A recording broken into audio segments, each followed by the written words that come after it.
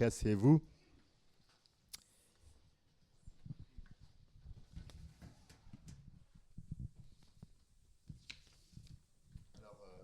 C'était le week-end dernier, c'était un fait divers du week-end dernier, un papa qui avait oublié son bébé dans le bus.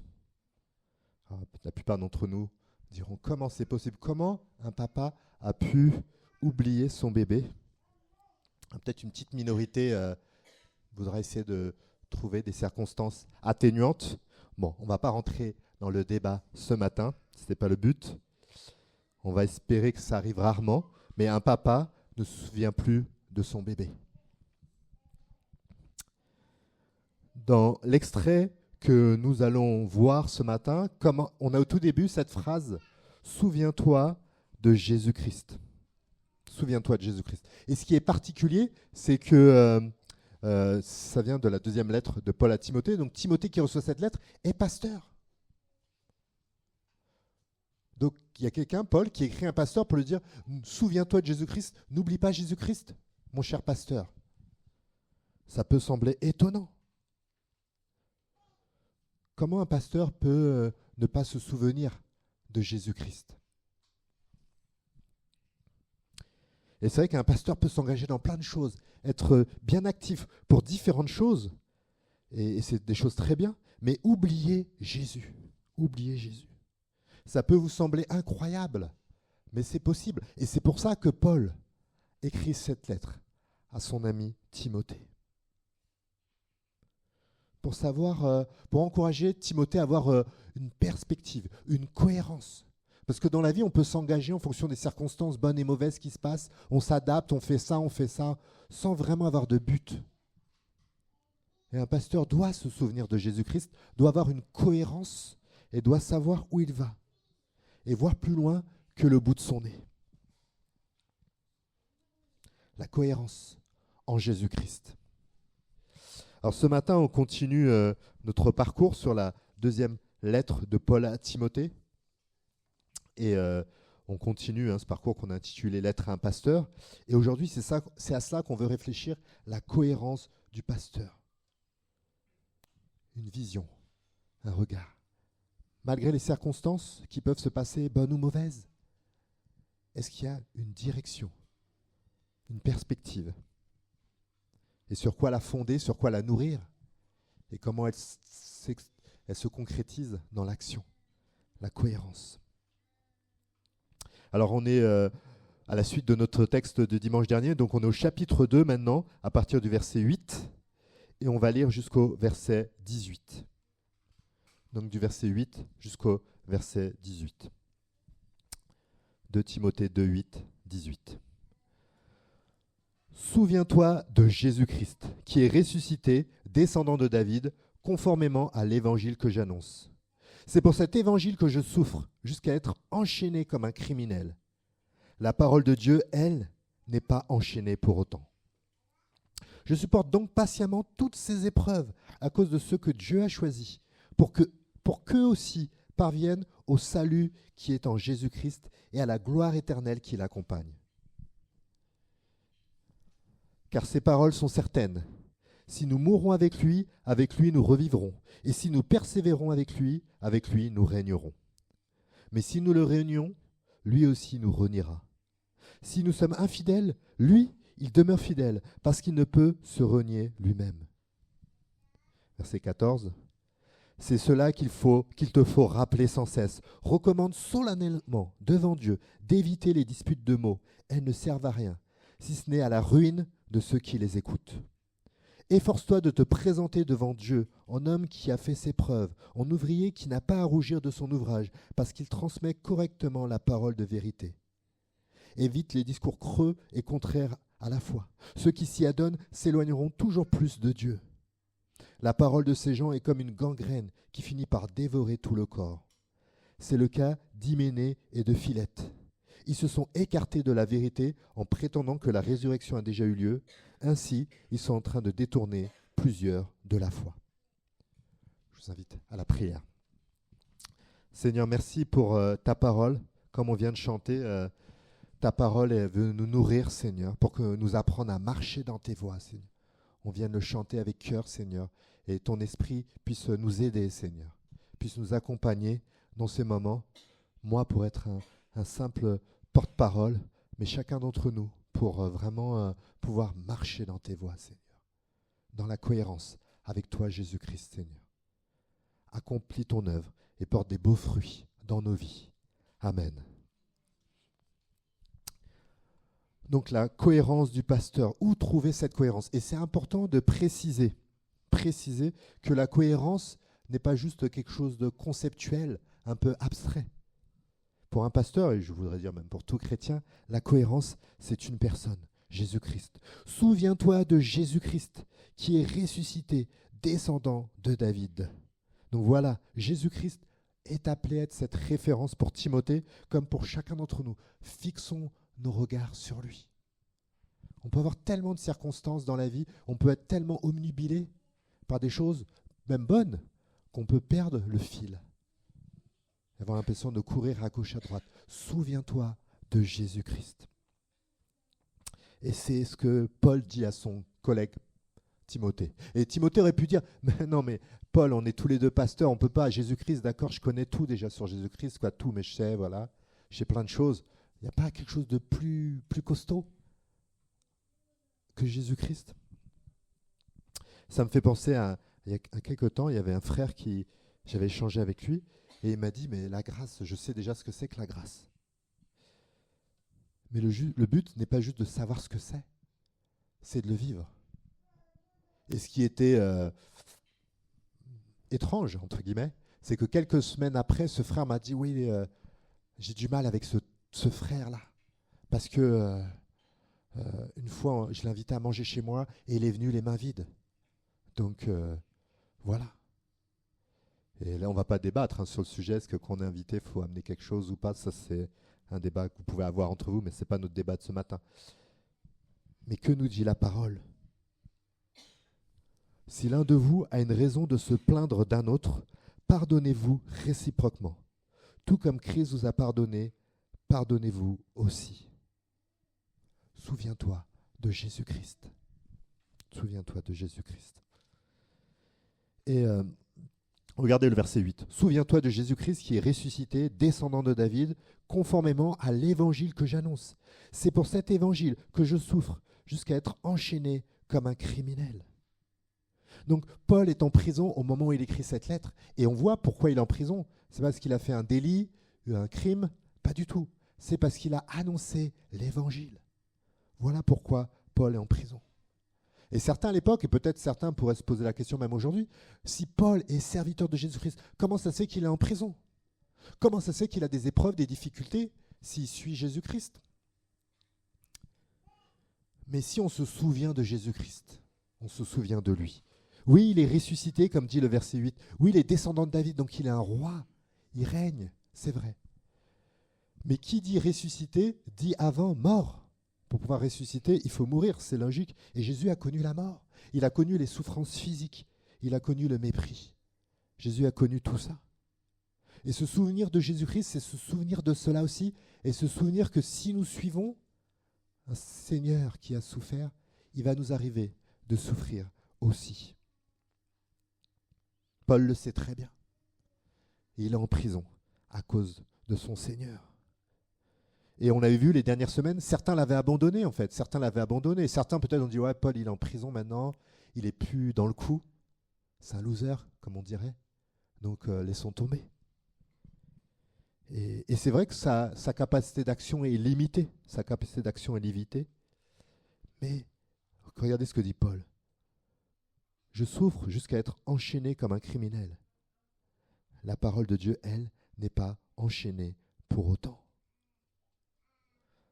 Les circonstances de la vie peuvent faire que notre capacité d'action est limitée. Mais l'évangile peut être proclamé quand même. La parole de Dieu n'est pas limitée. Malgré tout. Moi, cette semaine, mercredi, alors il m'est arrivé un bon accident domestique. Donc j'ai du café brûlant qui a tombé sur ma cuisse. Et donc j'ai dû aller aux urgences. Et donc là, c'est au tout début. Donc pour marcher, c'est délicat. Et ma capacité d'action est limitée. Mais chaque infirmière, pour l'instant, il y a 3 infirmières qui sont venues. Et la parole de Dieu, elle n'est pas limitée parce que c'est l'occasion de parler de Jésus.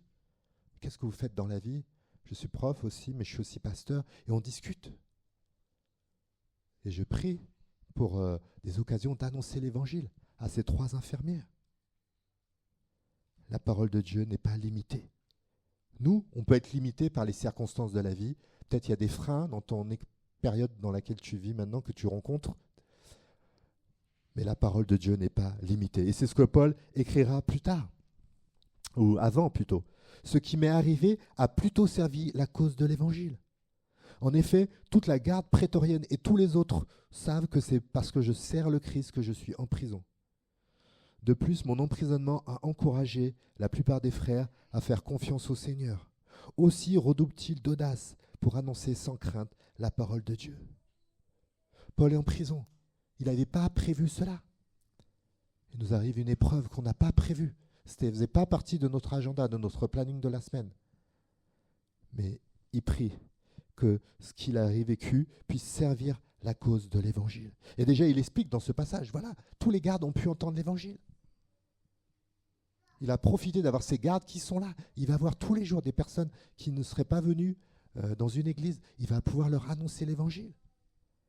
Et puis il rajoute aussi que c'est un encouragement. Parce que la manière dont le pasteur réagit à l'épreuve est un exemple. Comme le pasteur lui-même doit prendre exemple sur Jésus-Christ. Souviens-toi de Jésus-Christ.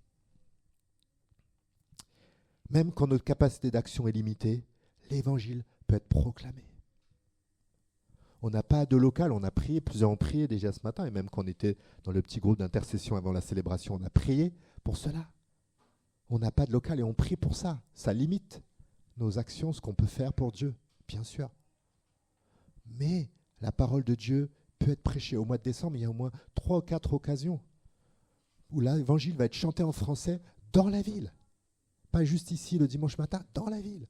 Et dans des lieux stratégiques de la ville, sur la place principale, et dans le centre culturel de la ville.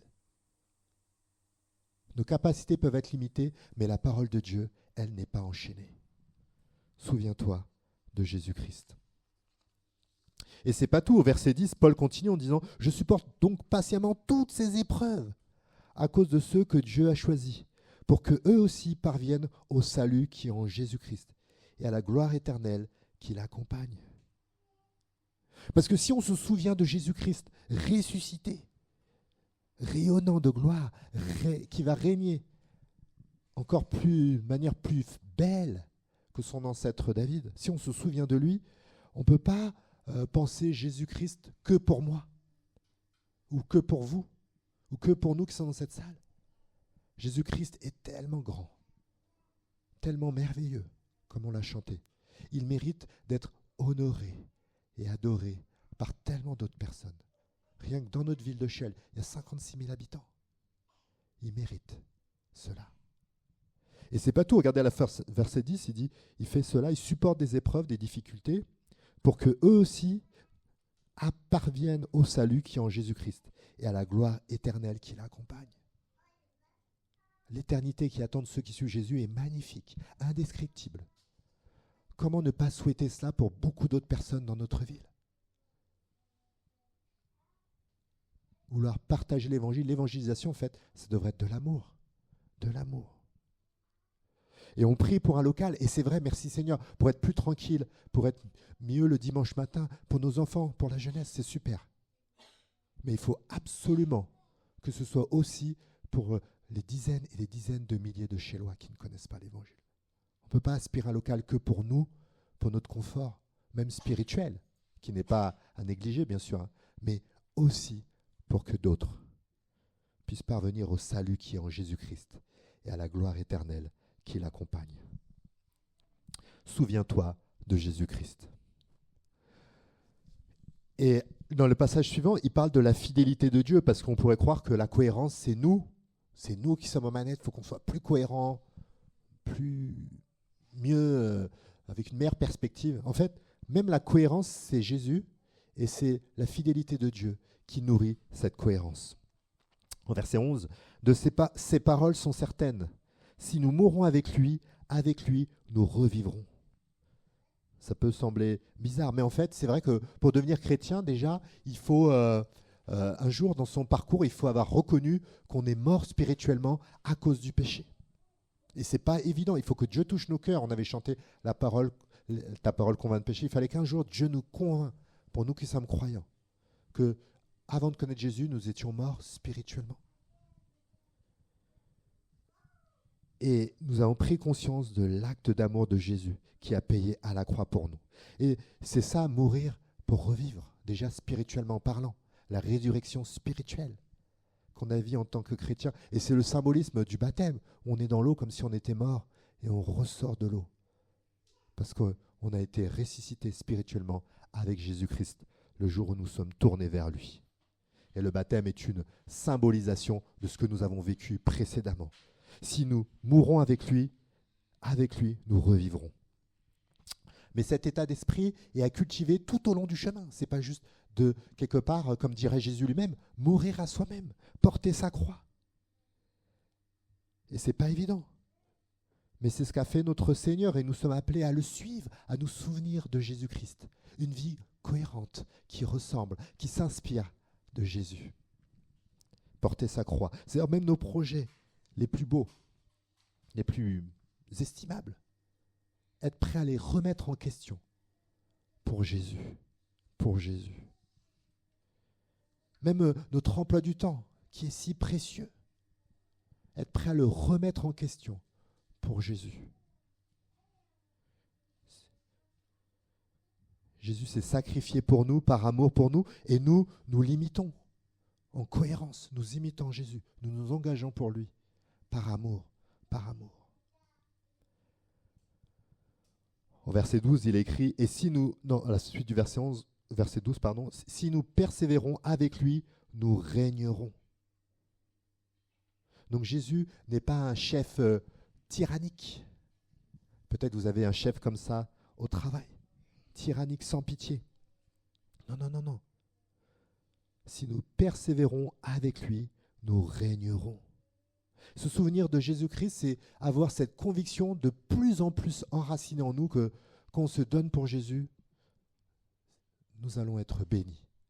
Pas toujours de la manière dont on pense, mais nous pouvons avoir confiance en lui. Avec lui, nous régnerons. Il veut nous faire partager sa gloire merveilleuse. Il a commencé déjà à changer nos vies et il va continuer à le faire. Et au milieu, à la fin du verset 12, on a une phrase un peu choquante, très choquante. Mais si nous le renions, lui aussi nous reniera. Donc c'est fort comme parole de l'apôtre Paul. En fait, ici, on parle de reniement au sens fort du terme. Parce que, personnellement, chacun d'entre nous, nous le renions si souvent, malheureusement. Nos infidélités passagères, nos manques de courage dans l'épreuve, dans le témoignage, sont des égarements regrettables, mais dont on obtient le pardon par Jésus-Christ à la croix. Cette grâce. Et je ne dis pas ça juste pour nous rassurer, vous et moi. Ce n'est pas juste ça, c'est même Paul qui dit ces paroles. On sait qu'il y a la grâce dans l'Évangile. Il y a la grâce. D'ailleurs, plus tard dans la lettre, il écrira « La première fois que j'ai eu à présenter ma défense au tribunal, personne n'est venu m'assister. Tous m'ont abandonné. Qu'il ne leur en soit pas tenu rigueur. » La grâce, le pardon. Le reniement ici exprimé, c'est le reniement dans le sens qui dure. Le reniement qui dure jusqu'au bout de la vie. On peut se poser la question, est-ce qu'il y avait vraiment une vraie foi ? En toute cohérence.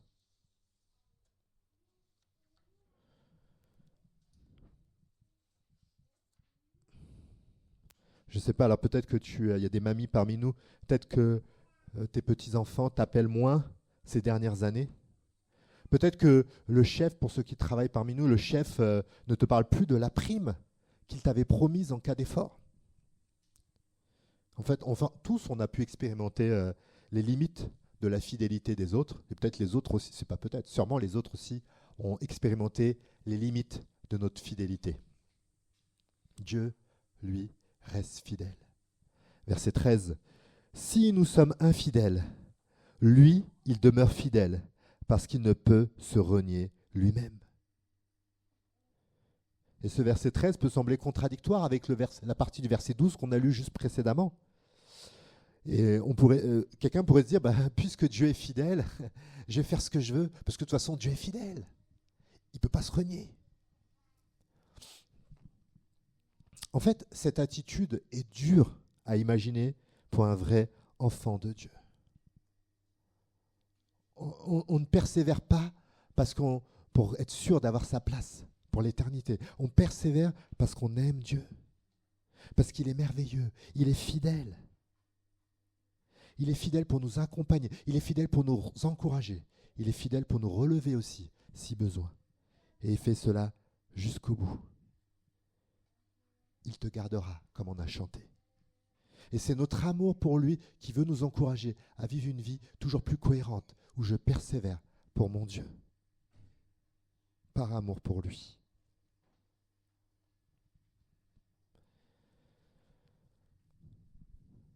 Au verset 14, Paul dit à Timothée, c'est cela qu'il te faut rappeler sans cesse. Donc Timothée devait parler de Jésus-Christ sans cesse aux auditeurs, à ses frères et sœurs.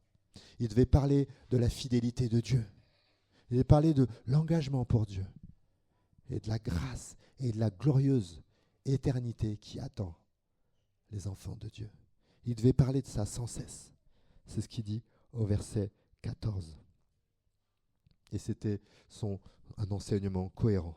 Par contre, il lui dit, à la suite du verset 14, recommande solennellement devant Dieu d'éviter les disputes de mots. Elles ne servent à rien si ce n'est à la ruine de ceux qui les écoutent. Donc le temps est compté. On n'a que 24 heures dans nos journées. On n'a que 7 jours dans la semaine. Timothée ne devait pas perdre son temps. Des discussions de mots. Il ne parle pas de discussions d'idées, de convictions, des disputes de mots. Et c'est vrai, des fois, on aime bien discuter comme ça. On se fait plaisir, c'est sympa, quoi. Pourquoi pas? Alors le problème, c'est quand on passe tellement de temps à se faire plaisir comme ça qu'on oublie l'essentiel. Et deuxième problème que dit Paul, c'est que c'est la ruine de ceux qui écoutent. C'est-à-dire qu'on peut amener du trouble aux personnes qui entendent des discussions bizarres, des débats sur des questions secondaires, voire tertiaires, des débats enflammés. Paul avait écrit déjà dans sa première lettre à Timothée quelque chose. Si quelqu'un enseigne autre chose et s'écarte des saines paroles de notre Seigneur Jésus-Christ et de l'enseignement conforme à la piété, c'est un homme enflé d'orgueil, un ignorant qui a une passion maladive pour les spéculations et les controverses sur des mots. Qu'est-ce qui en résulte? Des jalousies, des disputes, des dénigrements réciproques, des soupçons malveillants et des discussions interminables entre gens à l'esprit faussé. Voilà pourquoi Timothée devait éviter de perdre du temps sur des choses inutiles, des débats, parce que ça mène du trouble. Ça peut impressionner les autres, ça impressionne dans l'Église, mais ça mène du trouble et ça fait perdre du temps. Timothée devait se consacrer à un enseignement cohérent. Verset 15, efforce-toi de te présenter devant Dieu en homme qui a fait ses preuves, en ouvrier qui n'a pas à rougir de son ouvrage, parce qu'il transmet correctement la parole de vérité. Timothée devait au contraire s'engager avec sérieux dans l'enseignement de la parole. Prendre son temps avec l'aide de Dieu pour préparer ses enseignements. Et sérieusement, c'est aussi comment vouloir toujours progresser dans l'enseignement de la parole, se former pour cela, pour faire ça sérieusement. Parce que c'est la parole de vie. Il n'y a pas que l'enseignement, il parle aussi de l'attitude, un ouvrier qui a fait ses preuves. Timothée devait avoir une attitude de persévérance dans les épreuves, dans la difficulté, une cohérence de vie. Voilà ce que Timothée devait faire. Et dans les versets 16 à 18, Paul parle de sujets un peu délicats, qu'on n'aime pas trop parler. Moi, le premier. Et vous-même, vous n'aimerez pas, pour la plupart d'entre vous, entendre ce genre de sujet. Voilà. Et ça serait pratique de dire, bon, on s'arrête là. Et voilà. Mais Dieu nous appelle, les enseignants de la parole, à transmettre correctement la parole de vérité. Donc c'est correctement, c'est sûrement pas enlever des passages délicats. Parce que ça, on n'aime pas parler de ces choses-là, c'est pas des sujets, c'est des sujets sensibles. Non, non, non. Nous devons parler. Dans la cohérence de l'enseignement, c'est la parole de Dieu, toute la parole de Dieu. Verset 16. Évite les discours creux et contraires à la foi. Ceux qui s'y adonnent s'éloigneront toujours plus de Dieu. La parole de ces gens est comme une gangrène qui finit par dévorer tout le corps. C'est le cas d'Hyménée et de Philette. Ils se sont écartés de la vérité en prétendant que la résurrection a déjà eu lieu. Ainsi, ils sont en train de détourner plusieurs de la foi. Et là, Paul cite des noms, des personnes que nous ne connaissons pas, ça on est déjà cité ailleurs. Peut-être c'est le même personne, mais Hyménée et Philette. Dans l'enseignement, c'est écarté de la vérité. Est-ce que vous pensez c'est quelque chose qui est possible qu'à ce moment-là, au 1er siècle, et en 2025, c'est pas possible? Est-ce que vous y pensez même dans votre tête, vous dites, ah mais peut-être des fois il y a des faux enseignants, ou qui enseignent en tout cas des passages de la Bible d'une manière qui s'écarte de la vérité. Et peut-être vous pouvez dire, bah ouais, mais ça me fait du bien, tant que ça me fait du bien. La parole de ces gens est comme une gangrène qui finit par dévorer tout le corps. Ainsi, ils sont en train de détourner plusieurs de la foi. Non, c'est ça, ça peut faire des dégâts, comme une infection. J'ai appris qu'on a une plaie, il faut protéger pour ne pas avoir d'infection, parce que sinon ça aggrave la cicatrisation, ça la ralentit. Donc c'est des problèmes sérieux, le faux enseignement. Et quel était leur faux enseignement? Ils prétendaient que la résurrection a déjà eu lieu. Alors ce n'est pas la résurrection de Jésus-Christ, elle a déjà eu lieu. Paul serait d'accord avec eux. À leur époque, elle avait déjà eu lieu. Mais en fait, ils disaient qu'on était déjà ressuscité comme on le sera dans les cieux. Et dire ça, quelque part, c'est dire on a déjà tout obtenu ici-bas, grâce à Jésus-Christ. Et ça, ce genre d'enseignement pouvait détourner de la foi. Parce que certains pourraient croire que ça veut dire qu'avec Jésus-Christ, plus de soucis, plus de problèmes, plus d'épreuves, plus de morts, plus de maladies. Puisque la résurrection complète, totale, est déjà arrivée ici-bas. Il suffit juste de tendre la main pour la saisir. Quel coup de poignard pour les chrétiens qui passent à travers une épreuve. Et quel découragement aussi pour eux, parce qu'ils vont dire, mais moi on m'avait dit qu'avec Jésus on n'aurait jamais de problème, jamais d'épreuve. Pourquoi j'en ai? Pourquoi j'en ai? Timothée devait dénoncer ce faux enseignement qui peut faire du mal au corps, pas le corps physique, mais le corps du Christ, l'Église. Toucher les cœurs, toucher la foi de beaucoup. Il devait veiller à un enseignement cohérent et se soucier de l'enseignement cohérent reçu par les frères et sœurs et de les avertir de ça. La Bible nous dit au contraire qu'un jour nous aurons une résurrection totale, avec des corps renouvelés, glorieux. Ça, c'est l'enseignement de la Bible et c'est notre espérance dans la foi. La cohérence, donc que le Seigneur nous accompagne à être des chrétiens cohérents, se souvenir de Jésus-Christ, pas par nous-mêmes, la parole de Dieu, l'enseignement cohérent. Comment faire? Des fois, par deux, on peut s'encourager en méditant la parole, mais s'encourager à deux. Parce que si notre seul contact avec la parole de Dieu, c'est le dimanche matin, on ne peut pas nourrir notre cohérence. Mais on a besoin de frères et sœurs, ou d'un frère, d'une sœur avec qui on peut échanger. On peut s'appeler, s'envoyer des SMS. Qu'est-ce qu'on a lu? Qu'est-ce que tu as lu? Voilà ce que j'ai eu. Et s'encourager. Certains réfléchissent à ça. Les groupes de maison peuvent être une base pour faire ça. Il y a aussi les formations théologiques plus approfondies, comme celle à l'ANI samedi prochain. Avec certains, des fois on peut faire même des visios pour aller plus loin. Enfin bref, l'idée est d'enraciner notre vie dans la parole de Dieu, pour nous souvenir de Jésus-Christ. Pas juste dans la tête, dans le cœur et dans tout ce que nous allons vivre. Et une vie cohérente. Et Paul aussi nous a parlé de la cohérence de l'évangélisation. En fait, si Jésus est ce roi, ce Seigneur que nous chantons, que nous célébrons avec sincérité, avec cœur, on a forcément envie que d'autres puissent le connaître pour qu'eux aussi parviennent au salut qui est en Jésus-Christ et à la gloire éternelle qui l'accompagne. Donc il y a plusieurs manières de s'engager pour cela. On prie pour cela. Voilà pourquoi nous voulons un plus grand local aussi. Pour d'autres personnes, nous voulons être cohérents. Parce qu'il y a d'autres personnes à Chelles que nous allons rencontrer. Peut-être avoir l'occasion d'annoncer l'évangile. Des infirmières, des passants peut-être, lorsqu'on va chanter au marché de Noël, au concert de gospel du mois de décembre. D'autres occasions dans notre vie de tous les jours, bien sûr. Que nos épreuves que nous vivons et que nos collègues, nos familles vont voir, puissent être au contraire des occasions d'annoncer l'évangile. Pour pouvoir dire en toute cohérence, comme Paul, ce qui m'est arrivé a été utile pour l'avancée de l'évangile. Une vie cohérente. Souviens-toi de Jésus-Christ.